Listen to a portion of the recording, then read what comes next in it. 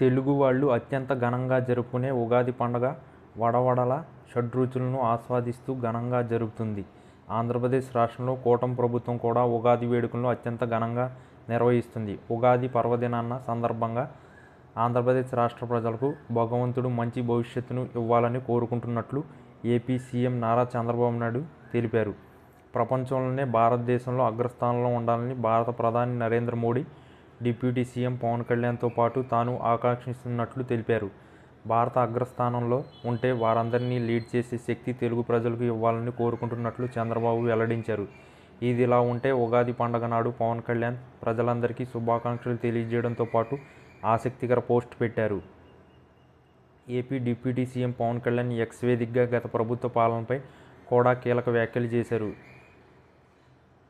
విశ్వాసునామ ఉగాది శుభాకాంక్షలు తెలియజేసిన పవన్ కళ్యాణ్ తెలుగు ప్రజలందరికీ హృదయపూర్వక శుభాకాంక్షలు అని పేర్కొన్నారు. జీవితం కష్టసుఖాల సమ్మేళనమని, మనం ఉగాది పచ్చడిని అందుకు సంకేతంగా భావిస్తామని తెలిపారు. పండగలు, ఆచార్య వ్యవహారాలు, సంస్కృతి సాంప్రదాయాలు, కళలు జాతిని సజీవంగా నిలుపుతాయని పవన్ కళ్యాణ్ అభిప్రాయపడ్డారు. మన ముంగిటకు వచ్చిన ఉగాది తెలుగువారి వారసత్వ పండుగ అంటూ ఆయన కొనియాడారు.